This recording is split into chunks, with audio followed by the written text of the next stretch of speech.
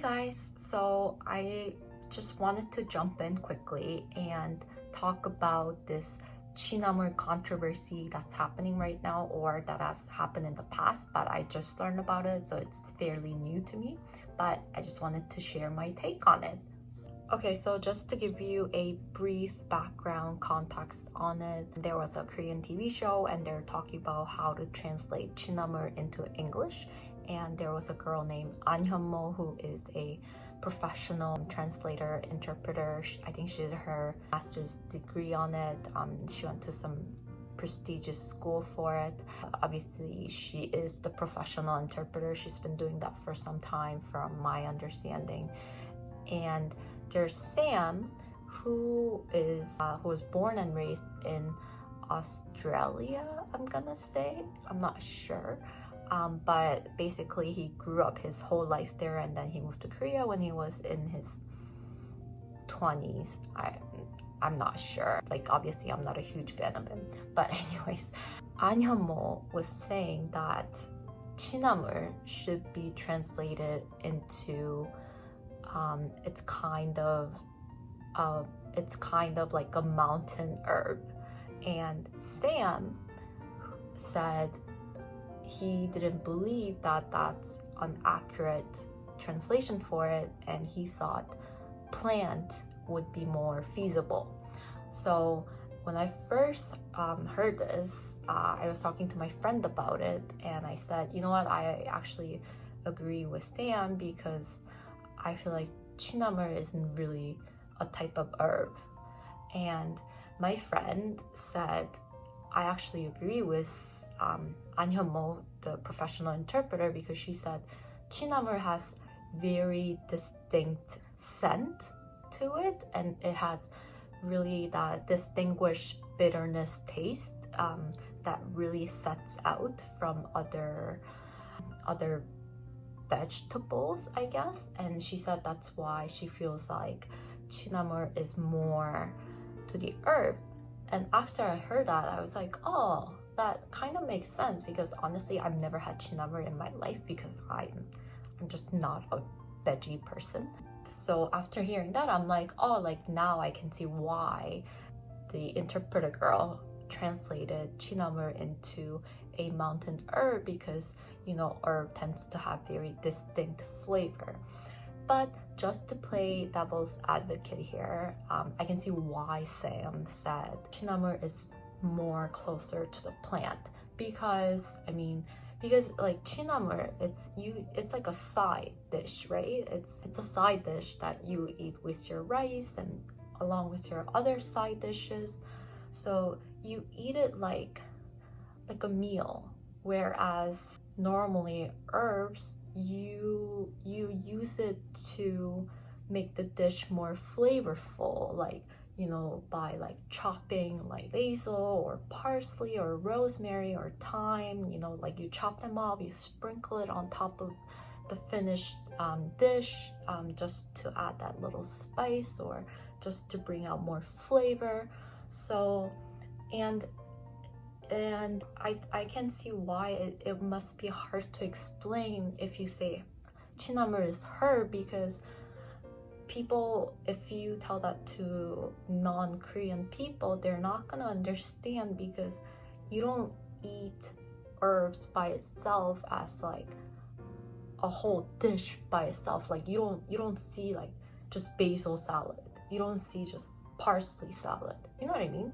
So in that sense, I agree with Sam, because, and you probably have to explain to people who doesn't understand the concept of 나물. You have to be like, oh, like, you know how like people eat like roasted broccoli or like sauteed rapini, and with 취나물 you eat it like that. Of course it's not roasted or sauteed, but there's no good analogy to make the comparison. But so okay, I'm like all over the place right now. So okay, so just to sum it up, I can see why the interpreter person said it's kind of like the mountain herb, because 취나물 has that very distinct flavor and very obviously something different, and it has that flavor of bitterness to it that can add nice accent to the food. So in that sense, yes, she's right. It can be called as a mountain herb. But to follow with Sam's perspective, you don't eat herbs like a side to your meal.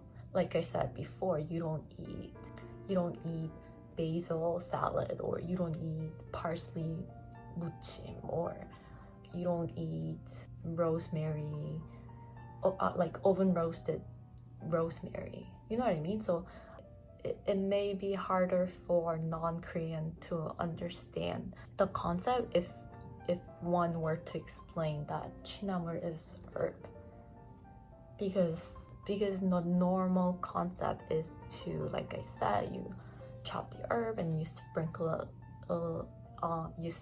it on top of the finished food. Oh, and you don't really do that with 취나물, do you? Like, you don't chop 취나물 and add it on top of like bulgogi or galbi, right? So I don't know, but so anyway, so my take is that I understand from both of their views, and I can see why both of them struggled a little to meet in the middle happy ground, but obviously they both have valid reasons behind it.